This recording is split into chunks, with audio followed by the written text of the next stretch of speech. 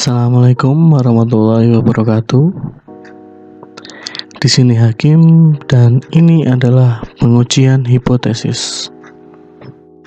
Kita kembali lagi di video pembelajaran statistika. Kali ini kita akan belajar tentang pengujian hipotesis untuk satu populasi. Hipotesis adalah suatu proses dari pendugaan parameter dalam populasi yang membawa kita pada perumusan segugus kaidah yang dapat membawa kita pada suatu keputusan akhir, yaitu menolak atau menerima pernyataan tersebut.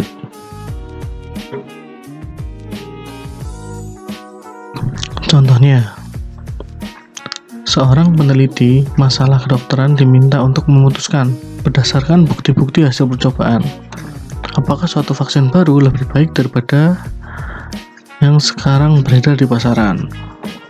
Atau nomor 2, berdasarkan data, apakah ada perbedaan ketelitian antara dua jenis alat ukur. Lalu yang ketiga, seorang ahli sosiologi ingin mengumpulkan data yang memungkinkan ia menyimpulkan apakah jenis darah dan warna seseorang ada hubungannya atau tidak.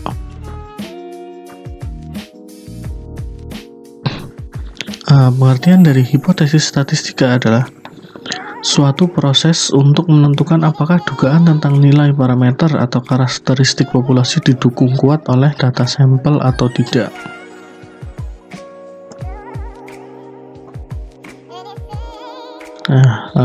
Alur atau prosedur dalam pengujian hipotesis itu dimulai dari data secara kuantitatif, yaitu berupa angka ya kalau kuantitatif ya. Lalu dilakukan hipotesis, kita buat hipotesis, lalu pengujian, kemudian decision rule, keputusan, dan berakhir di kesimpulan. Nah, dalam statistika dikenal dua macam hipotesis. Yang pertama adalah hipotesis nol atau H0, berupa suatu pernyataan tidak adanya perbedaan karakteristik atau parameter populasi, selalu ditandai dengan tanda sama dengan. Yang kedua ada hipotesis alternatif atau H1 atau HI ya, ini berupa suatu pernyataan yang bertentangan dengan H0.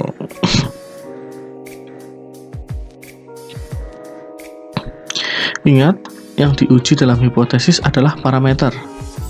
Maka notasi yang digunakan dalam hipotesis statistika adalah parameter mu. Ini untuk nilai tengah, lalu sigma untuk simpangan baku, dan P untuk proporsi. Ya, parameter itu berarti populasi ya, data dari populasi. Contohnya, suatu obat baru lebih baik dari obat yang selama ini digunakan jika persentase orang yang sembuh setelah meminum obat baru ini lebih dari 60%. Dalam permasalahan ini, maka dapat dibentuk hipotesis statistika dengan H0-nya adalah P sama dengan 0,6, yang artinya obat baru tidak lebih baik atau tidak ada perbedaan antara keduanya. Lalu hipotesis alternatifnya P lebih besar dari 0,6, yang artinya obat baru lebih baik daripada obat yang lama atau obat yang sudah beredar.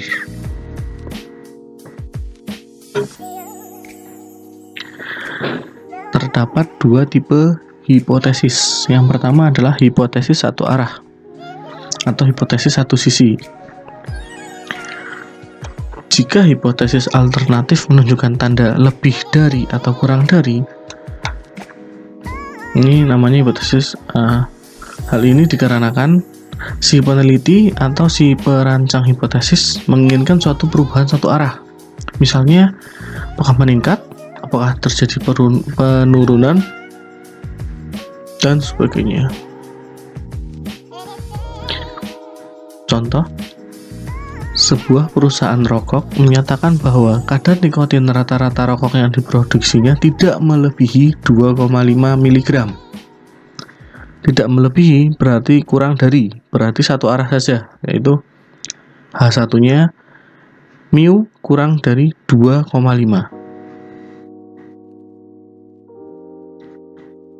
Lalu tipe yang kedua adalah hipotesis dua arah atau hipotesis dua sisi. Jika hipotesis alternatif menunjukkan tanda ini tidak sama dengan atau sama dengan yang dicoret ini, misalkan H0-nya mu sama dengan 20, maka lawannya adalah H1 mu tidak sama dengan 20. Ini berarti hipotesis alternatifnya memiliki dua definisi, yaitu H1 mu lebih dari 20 dan atau H1 mu kurang dari 20. Hal ini dikarenakan si peneliti menginginkan suatu perbedaan, yaitu apakah berbeda atau tidak. Entah berbeda itu meningkat ataupun menurun. Contohnya, sebuah pabrik sereal ingin mengetes unjuk kerja dari mesin pengisinya. Mesin tersebut dirancang untuk mengisi 12 ons setiap boxnya. Karena hanya ingin menguji apakah rata-rata mesin pengisi tersebut dapat mengisi 12 ons setiap boxnya atau tidak, maka hipotesisnya seperti ini. H0 itu mu sama dengan 12, dan H1-nya itu mu tidak sama dengan 12. Jadi ini bisa berarti ya bisa lebih dari 12 atau kurang dari 12 ya. Dua arah atau dua sisi. Nah, langkah-langkah untuk pengujian hipotesis itu sebagai berikut. Yang pertama, tentukan hipotesisnya. Misal H0 mu sama dengan C. Lawannya adalah H1-nya mu tidak sama dengan C. Ini uji dua sisi. Atau H0 mu sama dengan C, lawannya H1 mu lebih dari C. Ini untuk uji satu sisi atau satu arah. Nah, arahnya hanya lebih dari. Lalu langkah yang kedua, tentukan tingkat signifikansi alfa. Biasanya kalau tidak diketahui, maka hal yang biasa digunakan adalah tingkat kesalahan alfa sebesar 5%. Ini adalah errornya ya.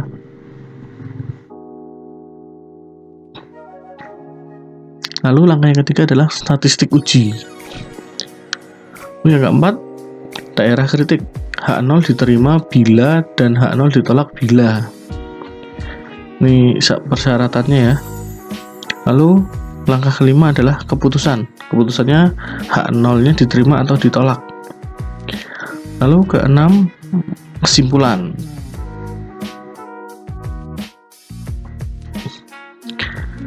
Nah, untuk pengujian hipotesis satu populasi, ini untuk yang pertama, pengujian mu untuk ragam diketahui. Ini untuk ragam diketahui, kita gunakan statistik uji Z. Dimana Z rumusnya seperti ini: X bar min mu dibagi sigma dibagi akar N. Untuk hipotesis dua sisi, berarti H0 mu sama dengan C, lawannya adalah H1 mu tidak sama dengan C. Berarti daerah penerimaan H0 itu seperti ini.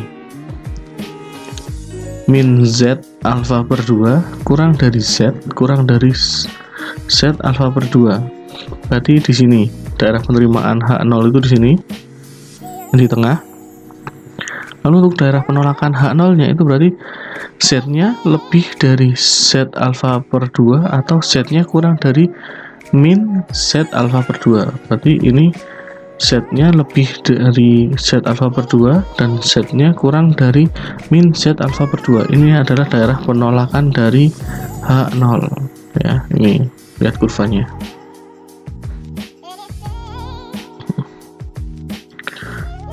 Nah, untuk hipotesis satu sisi, ini hipotesisnya H0 mu sama dengan C, lawannya adalah H1 mu kurang dari C. Daerah penerimaan H0-nya adalah Z lebih dari min Z alfa. Daerah penolakannya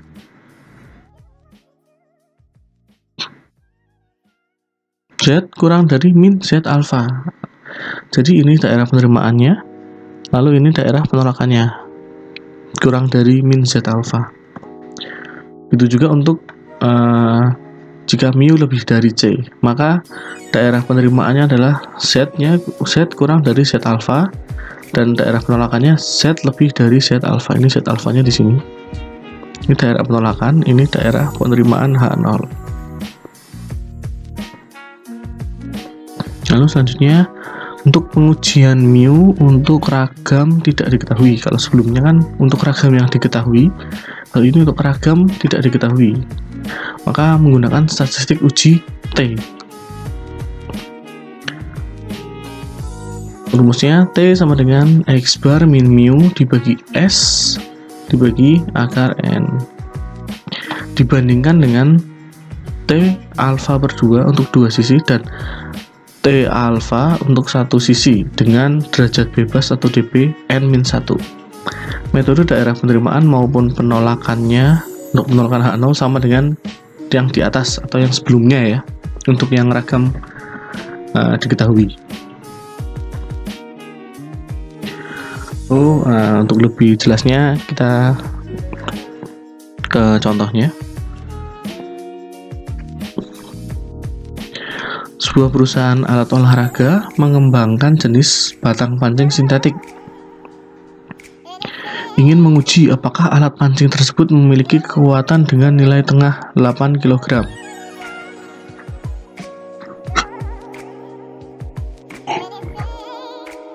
Diketahui bahwa simpangan baku adalah 0,5 kg. Ujilah hipotesis tersebut bila suatu contoh acak 50 batang pancing itu setelah dites memberikan nilai tengah 7,8 kg. Gunakan taraf nyata 0,01.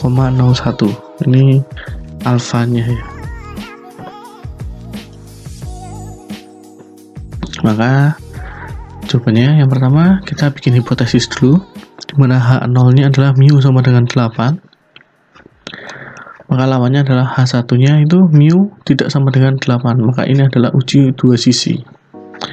Lalu tingkat signifikansinya adalah alfa sama dengan 0,01. Lalu kita hitung Z alfa per 2-nya. Berarti alfa per 2 adalah 0,005. Nah, ini kita bisa cek pada tabel uji Z yang sebelumnya sudah saya perlihatkan. Kalian bisa buka sendiri atau download sendiri.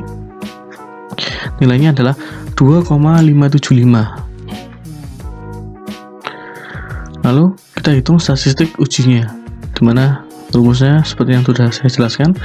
Tinggal kita masukkan rumusnya saja, maka ketemu Z sama dengan min 2,83. Lalu kita tentukan daerah kritiknya.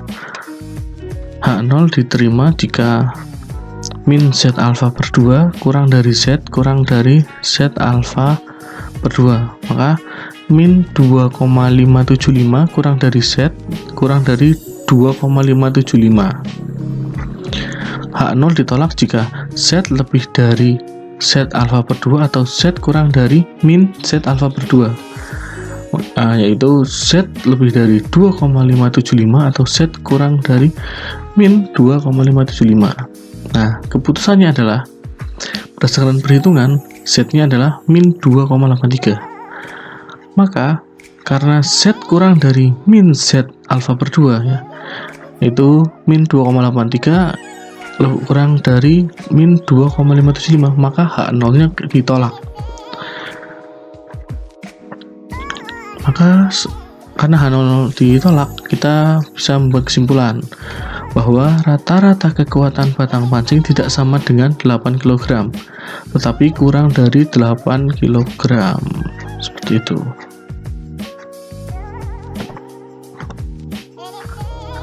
Kita ke contoh lain. Seorang peneliti ingin melakukan suatu penelitian mengenai tinggi badan mahasiswa yang mengikuti mata kuliah statistika. Untuk itu dilakukan suatu penelitian terhadap 10 mahasiswa yang mengikuti mata kuliah tersebut.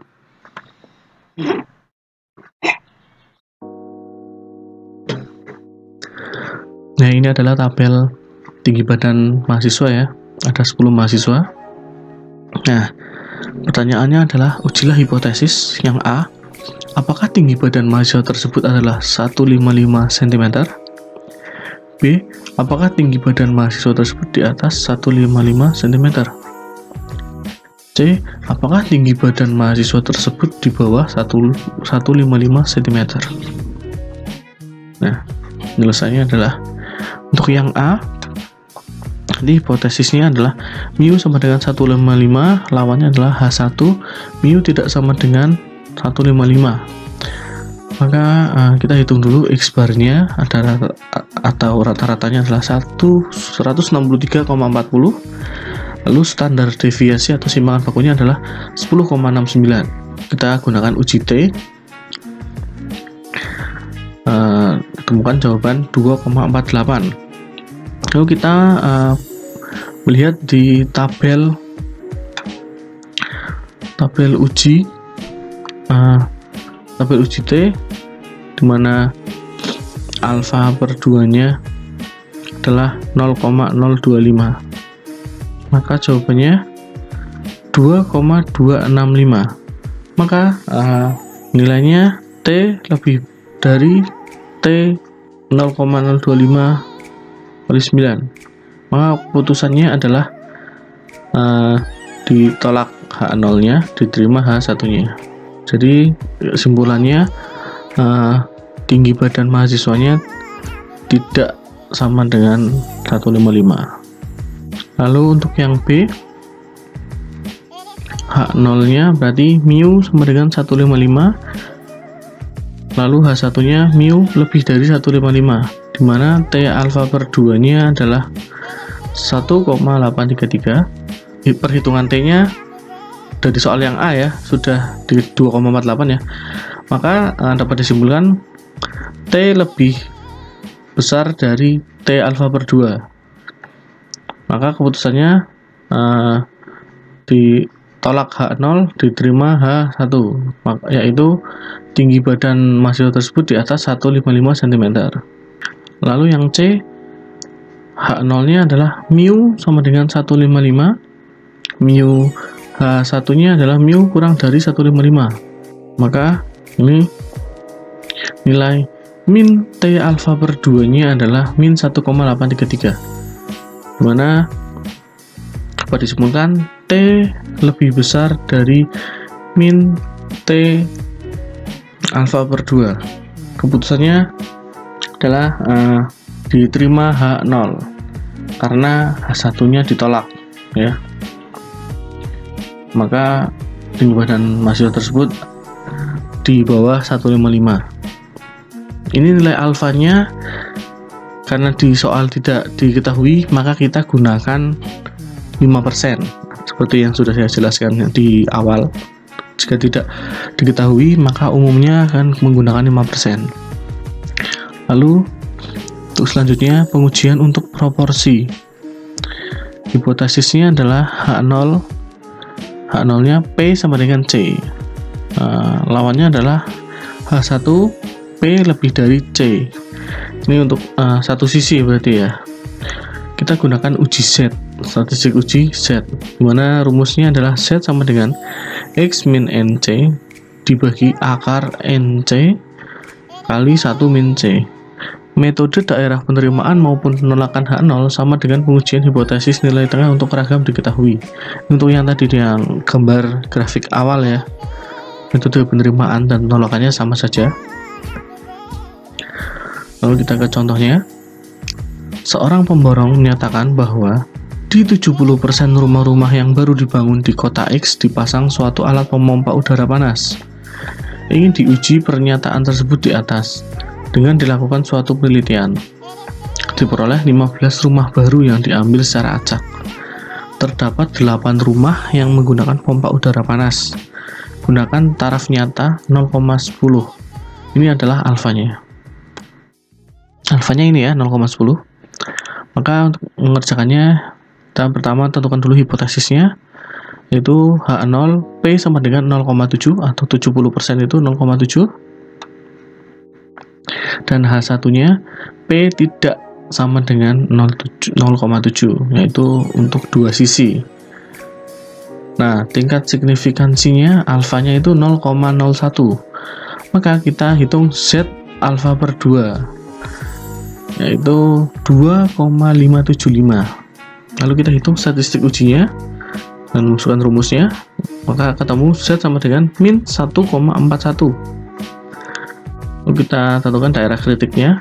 H0 diterima jika min Z alfa per 2 kurang dari Z alfa per 2, yaitu min 2,575 kurang dari Z kurang dari 2,575.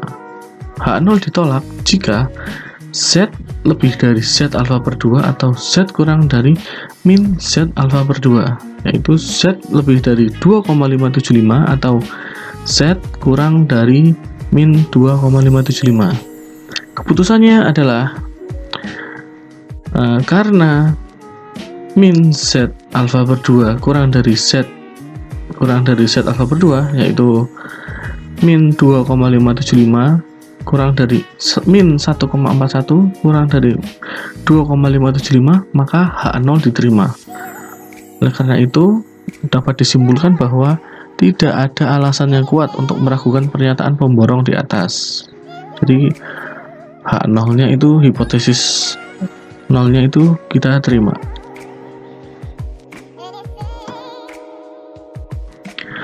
Lalu ada pengujian untuk ragam.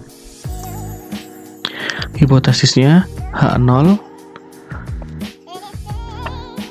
sigma kuadrat sama dengan C, dan H1-nya sigma kuadrat tidak sama dengan C atau dua sisi. Kita gunakan statistik uji Q kuadrat atau G square ya. Benar, rumusnya adalah N-1 dikalikan S kuadrat dibagi C. Dibandingkan dengan G square atau Q kuadrat alfa per 2 dan G square alfa untuk satu sisi, yang ini untuk dua sisi dengan derajat bebas N-1. Untuk hipotesis dua sisi, di mana H0 sigma kuadrat sama dengan C dan H1-nya sigma kuadrat tidak sama dengan C, maka daerah penolakan H0-nya adalah G square kurang dari G square 1 min alfa per 2 dan G square lebih dari G square alfa per 2.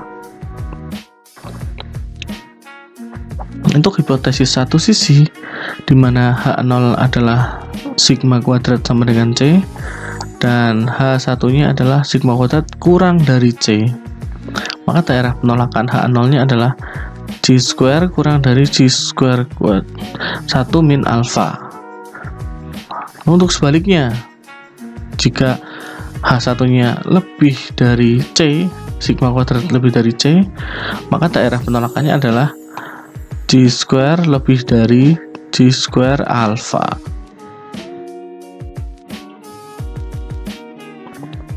Untuk lebih jelasnya, kita ke contoh. Sebuah perusahaan aki mobil mengatakan bahwa umur aki yang diproduksinya mempunyai simpangan baku 0,9. Bila suatu contoh acak 10 aki menghasilkan simpangan baku S yaitu 1,2 tahun, apakah menurut Anda simpangan baku tersebut lebih besar dari 0,9 tahun? Gunakan taraf nyata 0,05. Ini alfanya. Untuk penyelesaiannya, kita buat hipotesis dulu. H0 sigma kuadrat sama dengan 0,9 kuadrat atau 0,81, dan H1-nya adalah sigma kuadrat lebih dari 0,81, satu sisi. Jadi kita hanya gunakan satu sisi ya, dengan tingkat signifikansi alfa 0,05. Maka G square alfanya adalah 16,919. Ini bisa dilihat di tabel G square yang sudah pernah saya tunjukkan pada video sebelumnya, atau kalian bisa download sendiri di Google tabel G square atau Q kuadrat. Lalu kita hitung statistik ujinya, di mana nilainya adalah 16,0. Lalu daerah kritiknya H0 ditolak jika Q kuadrat lebih dari Q kuadrat alfa. Tuh, Q kuadrat lebih dari 16,919. Lalu kita lihat keputusannya, di mana Q kuadrat kurang dari Q kuadrat alfa, yaitu 16 kurang dari 16,919, maka H0 diterima. Oleh karena itu, kesimpulannya bahwa tidak ada alasan untuk meragukan bahwa simpangan bakunya adalah 0,9 tahun. Jadi hipotesis nolnya diterima. Oke, sekian dulu penjelasan tentang pengujian hipotesis untuk satu populasi. Kita lanjut lagi di video selanjutnya. Wassalamualaikum warahmatullahi wabarakatuh.